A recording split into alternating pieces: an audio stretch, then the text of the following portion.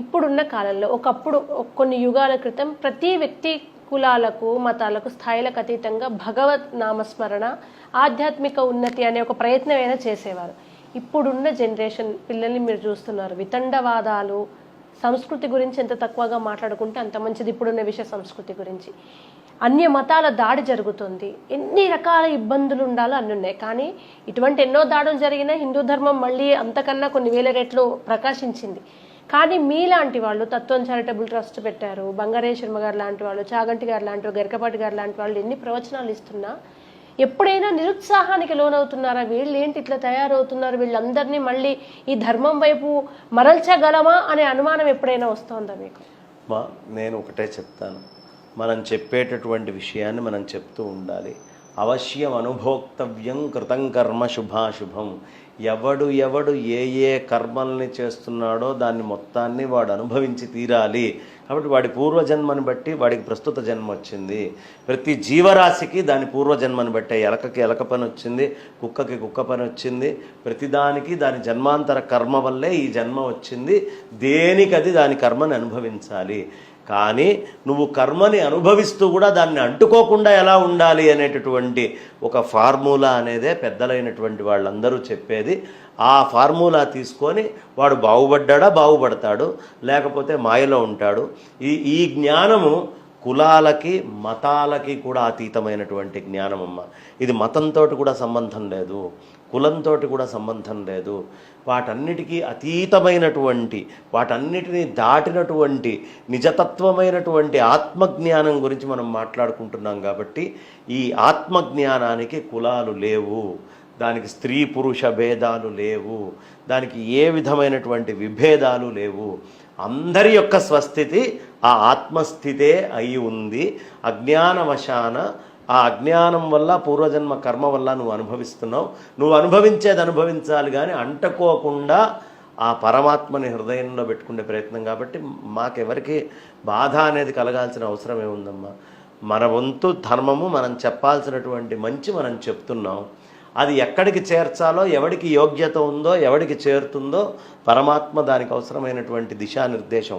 మేఘం తయారై ఉంటుంది, కానీ దాన్ని వాయుదేవుడు తీసుకెళ్తాడు ఎక్కడ కురిపించాలి అని. అది అక్కడ కురుస్తుంది, కురిసిన దగ్గర సస్యం వస్తుంది.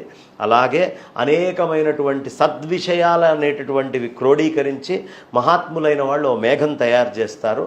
ఆ మేఘము దాన్ని ఎవడి యొక్క కర్మకి యోగ్యంగా వాడి దగ్గరికి వెళ్ళి వర్షించి వాడికి అవసరమైనటువంటి జ్ఞానాన్ని వాడికి అందిస్తుంది. ఎప్పుడూ సమాజంలో చెడు ఉంటుంది, మంచి ఉంటుంది. చెడు కూడా మంచిది కావాలి అని మనం కోరుకోవాలి.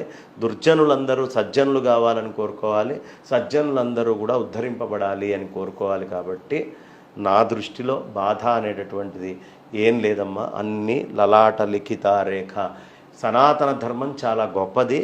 దాన్ని వదిలిపెట్టి అనవసరమైనటువంటి వాటిని పట్టుకొని కనుక ఎవరెవరు వెళ్తున్నారో వాళ్ళకి సద్గతి రావడానికి ఇంకా కొంతకాలం ఉంది సమయము అని, వాళ్ళు ఉద్ధరింపబడటానికి ఇంకా సమయం ఉంది అని.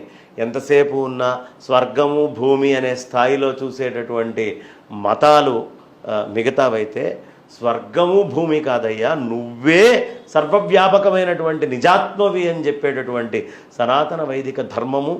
అలాంటి భారతదేశంలో పుట్టినటువంటి మనం ఎంత అదృష్టవంతులం. కాబట్టి ఆ అభేద స్థితి, సర్వవ్యాపకమైనటువంటి ఆ పరమాత్మ స్థితి అందరికీ ఆ జ్ఞానం కలగాలి అని మనసా కోరుకుంటూ మన వంతు మనం మాట్లాడతాం. కానీ ఇతరుల కర్మలకి మనము కాదు. ఎప్పుడు ఇంకొక విషయం చెప్తాను, అసలు ఎవరో సరిగ్గా లేరు అని అనుకోవటం కూడా తప్పు. మనకి మనం సక్రమంగా ఉన్నామా లేదా అని ప్రతి అనుక్షణము, ప్రతి అరక్షణము మనల్ని తలుచుకుంటూ మన లోపల ఉండే తప్పుల్ని దిద్దుకుంటూ ఉండాలి. అందులో నేనైనా ఎవరైనా ఒక భాగమే అయ్యి ఉంటారు. కాబట్టి ఆ తప్పుల నుంచి బయటికి రావడానికి సాధన అనేటటువంటిది అవసరం.